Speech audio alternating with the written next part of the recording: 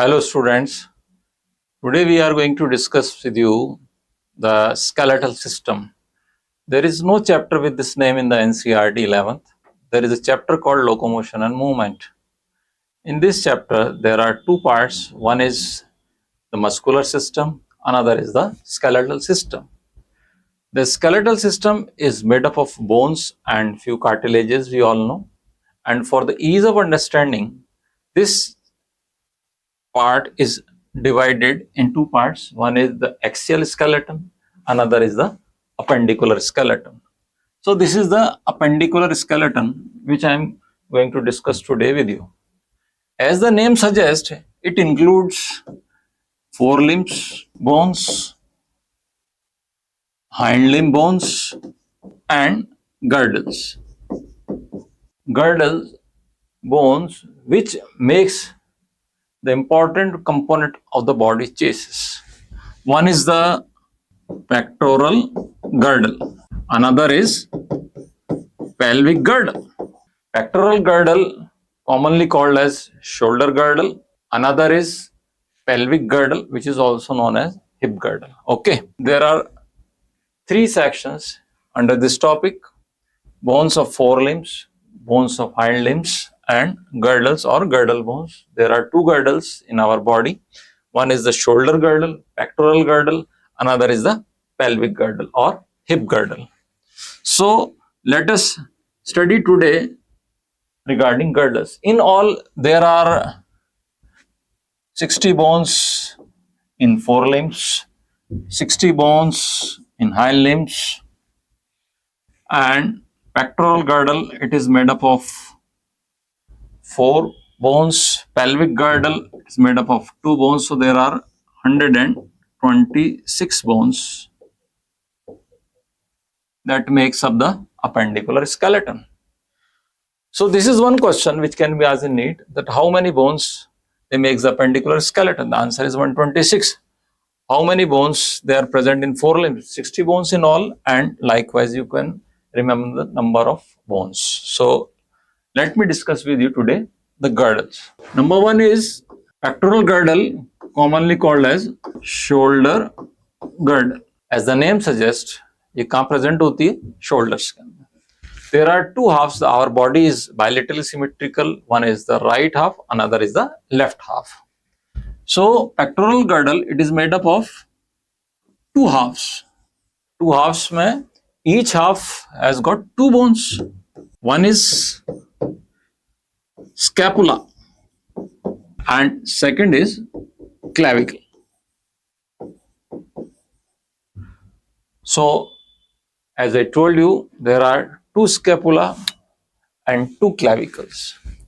So first of all, if you see the scapula, it is also known as shoulder blade. क्या कहला जाता है? Shoulder blade कहलाता है.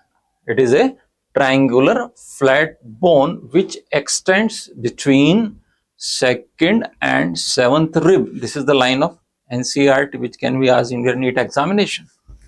Shoulder blade, commonly called as scapula. This is one question. Shape कैसी है इसकी? Triangular. One more question which can be asked, that is whether it is present on the dorsal side or ventral side of the body. It is present on the back side, that is dorsal side of the body. Extend कहाँ करती है? Between 2nd and 7th rib. ये scapula है. इसका ये जो projection ऊपर निकला है, this is called as coracoid process. And what is the role? It is a site for attachment of various muscles in the chest region. This is called as acromion process or simple acromion. This is called as a spine, and this is entire bone called as scapula, triangular. This is a cavity present over here. It is known as glenoid cavity. ये कौन सी bone हो गई बेटा? This is scapula. Shoulder blade इसी को कहते हैं. Glenoid cavity, it is a cavity where the head of this humerus articulates, articulation of head of humerus, and it makes the ball and socket joint.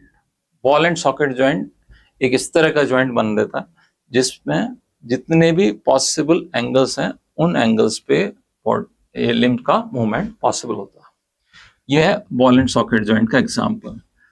ये एक question है यहाँ पे, how the humerus head articulates with glenoid cavity. The answer is with the help of ball and socket joint. So this is one bone, scapula, and another bone which is called as clavicle or collarbone. This is bone with two curves, you can say, S-shaped bone, you can say. This is clavicle, commonly known as collarbone. This is the site of articulation of clavicle. यहां आके ये जुड़ती है clavicle. This is located at the site of the collar of your shirt. That is why it is commonly called as collarbone.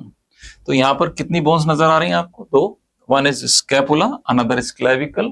एक half में एक scapula है, एक clavicle है, and same is present in another half. So there are in total 4 bones that makes up the pectoral girdle. Clavicle का and किससे articulate हो रहा है?